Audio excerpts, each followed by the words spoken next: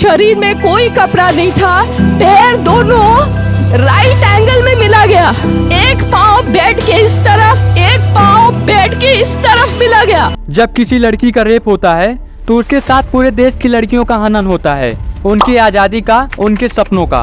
कि जिनको सजा होती है उसकी व्यापक चर्चा हो, ताकि ऐसा पाप करने वालों को भी डर पैदा हो कि फांसी पर लटकना पड़ता है। कुछ दिन सोशल मीडिया पर बहुत प्रोटेस्ट किया गया, रेप के खिलाफ आवाज उठाया गया, लेकिन जैसे जैसे दिन बीतता गया लोग प्रोटेस्ट करना बंद कर दिए हैं। जैसे इन सभी केस में हुआ था 1992 का अजमेर केस, दिल्ली का निर्भया केस, मुंबई का शक्ति mill case, Kolkata case, Hyderabad case, Hathras case. Doctor दीदी के केस में कोई सुनवाई नहीं हुई और लोग भूल भी गए। डॉक्टर दीदी की तरह रोज न जाने कितनी लेडीज रेप का शिकार होती हैं जो हमें पता भी नहीं चलता, क्योंकि उसे मीडिया वाले भी नहीं दिखाते। और हाँ, हमारे देश में जब तक रेप के साथ मर्डर ना हो या किसी छोटी बच्ची का, नहीं तो बुढ़ी औरत का रेप ना हो, तब तक हमारी इंसानियत नहीं दिखती। और न्यूज चैनल तो कवर करेगी नहीं, क्योंकि इसमें टीआरपी ज्यादा नहीं मिलेगी। अगस्त 2022 की ये रिपोर्ट जिसमें बताया गया है कि 2021 में रेप की 31,667 रजिस्टर केस हैं, यानी हर रोज 86 रजिस्टर केस थे, अनरजिस्टर्ड पता नहीं कितने होंगे। दिसंबर 2023 में पब्लिश ये रिपोर्ट देखो, 2022 में 31,516 रेप केस रजिस्टर्ड हुए। अब ये NHFS का रिपोर्ट देखिए, 2015-16 में 80,000 औरतों का सर्वे हुआ। फिर लाइव मिंट ने इस रिपोर्ट को NCRP की रिपोर्ट से कंपेयर किया और पाया गया 99% रेप केसेस कभी रजिस्टर्ड नहीं होते, जिसमें इंक्लूड है मैरिटल सेक्सुअल वायलेंस, जो इंडिया में क्राइम माना ही नहीं जाता। और अगर हम हस्बैंड्स को छोड़ दें तब भी 85% केस रजिस्टर्ड नहीं होते हैं, क्योंकि 90% केसेस में एक्यूज विक्टिम के पहचान का होता है। नवंबर 2020 की रिपोर्ट के अनुसार दिल्ली में हुए 90% रेप केस में कॉज पहचान का था और 50% केस में कॉज फैमिली, फ्रेंड नहीं तो रिलेटिव था। जाहिर सी बात है, जब कॉज पहचान का हो तो रिपोर्टिंग की पॉसिबिलिटी कम हो ही जाती है। क्या आपने सोचा है इतने रेप केस होते क्यों हैं? चलिए कुछ रीजन को डिस्कस करते हैं। सोशल मीडिया, जहां लोग फॉलोअर के लिए आधे कपड़े पहनकर वल्गैरिटी फैलाते हैं, और कुछ लोग तो कुछ फेम के लिए MMS वायरल करवाते हैं और बाद में नॉर्मल हो जाते हैं जैसे कुछ हुआ ही नहीं। और सोशल मीडिया पर रेप जैसे बड़े क्राइम को नॉर्मल दिखाते हैं। और इस वीडियो में देखिए हिंदुस्तानी भाऊ ऑन कैमरा रेप को नॉर्मलाइज कर रहे हैं।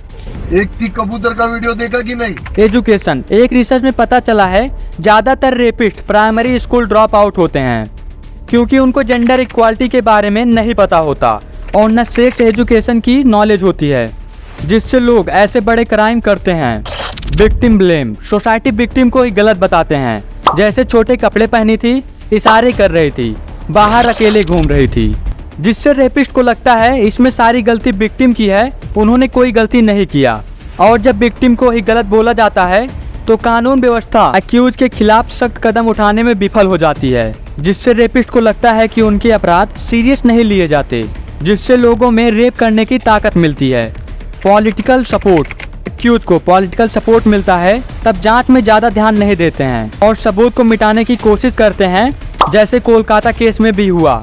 और पॉलिटिकल सपोर्ट के चलते एक्यूज को सजा नहीं मिलती, जैसे राम रहीम, हरियाणा इलेक्शन की वजह से जेल से बाहर कर दिया गया।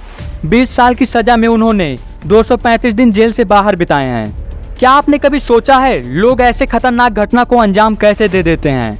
क्या आप जानते हैं मधुमिता पांडे, जो कि एक सोशियोलॉजिस्ट हैं, उन्होंने तिहाड़ जेल में 122 रेपिस्ट का इंटरव्यू लिया, जिसमें कुछ रेपिस्ट को उनके किए का पछतावा था, पर कुछ को कोई पछतावा नहीं था, क्योंकि उनका कहना था लड़की का कैरेक्टर नहीं सही था।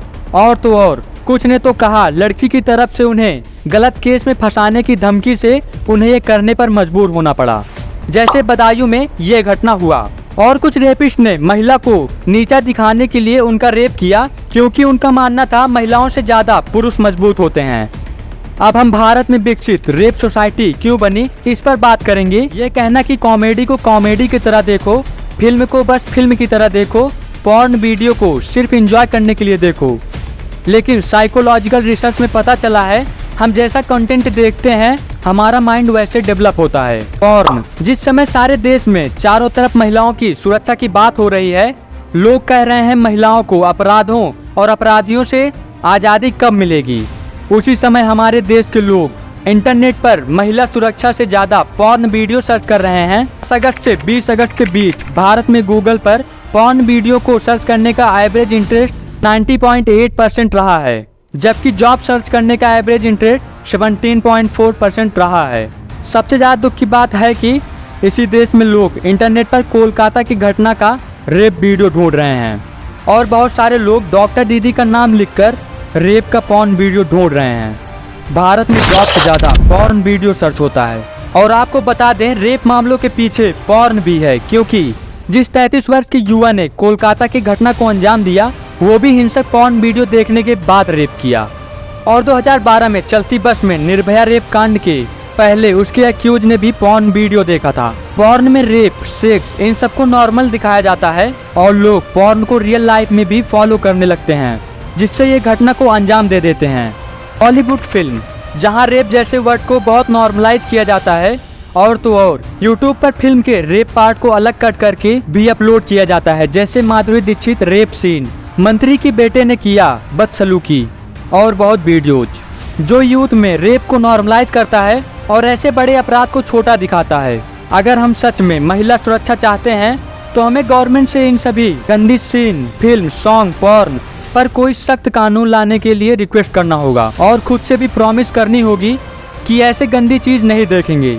आज की वीडियो में बस इतना ही। मिलते हैं किसी और इंटरेस्टिंग वीडियो के साथ। धन्यवाद।